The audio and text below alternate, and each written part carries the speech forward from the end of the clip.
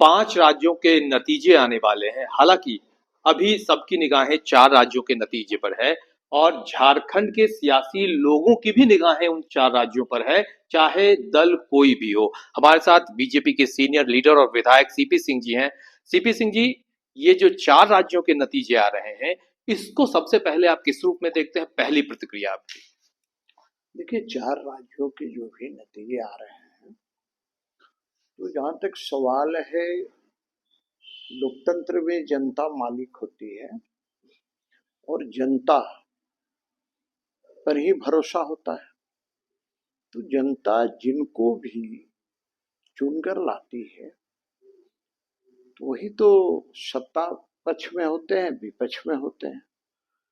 तो आप जो रिजल्ट देख रहे हैं, तो उसके अनुसार जनता के परिपक्वता पर कोई उंगली नहीं उठाया जा सकता, क्योंकि जनता जो भी निर्णय लेती है वो परिपक्व निर्णय लेती है और बहुत सोच समझ कर निर्णय लेती है। तो जनता ने जो भी निर्णय लिया है वो हर व्यक्ति को सुधार होना फिर चाहिए। भी सर, जैसे आप लोग, निर्णय जनता ने तो कैद कर दिया और अब तो आ भी जाएगा, लेकिन इन 5 राज्यों में अगर देखें तो बीजेपी के नजरिए से। देखिए, बीजेपी के नजरिए से देखेंगे तो मैं नहीं समझता कि ये बहुत आपको परफेक्ट होगा। देखिए, इसलिए कि जब हम लोग बात करते हैं तो या तो चैनलों के माध्यम से जो भी चीजें देखते हैं, या अपने पार्टी के लोगों से ही बातचीत होती है, तो स्वाभाविक रूप से सबकी नजरिया यही होता है कि भारतीय जनता पार्टी 3 स्टेट में तो जीत ही रही है। चौथे स्टेट तेलंगाना, वहाँ बेहतर करेंगे, क्योंकि पहले भी हमारी कभी सरकार रही नहीं। हम उसको मजबूत करने की दिशा में आगे बढ़ रहे हैं। लेकिन राजस्थान, मध्य प्रदेश और छत्तीसगढ़, ये 3 स्थानों पर, 3 राज्यों में भारतीय जनता पार्टी की सरकार बनेगी, ऐसा विश्वास है। सर, मेरा सवाल इसलिए भी था क्योंकि आपके जो विरोधी हैं उनका साफ तौर पे कहना है कि इस बार जहां जहां चुनाव हुए 5 राज्यों में, वहां के लोगों का नारा था एग्जिट बीजेपी। देखिए, एग्जिट बीजेपी के नारा लगाने वाले खुद एग्जिट हो जाएंगे। ये जो इंडी अलायंस वाले ही ऐसा बोल रहे होंगे, तो मैं कह रहा हूँ तो भारत है ना, तो भारत में ईस्ट इंडिया कंपनी नहीं चलेगा ना, या उसके समर्थन करने वाले लोग नहीं चलेंगे। इसलिए दूसरे के बारे में एग्जिट करने के बजाय वो अपने आप को खुद एग्जिट समझे, ऐसा ही मेरा विश्वास है। जनता उन्हें एग्जिट कर देगी। लेकिन आपके विरोधी जो झारखंड में है उनकी नजर उन 5 राज्यों पे है और उनका ये भी कहना था कि ये 5 राज्यों के नतीजे 2024 में मोदी जी की विदाई की कहानी लिखेगा।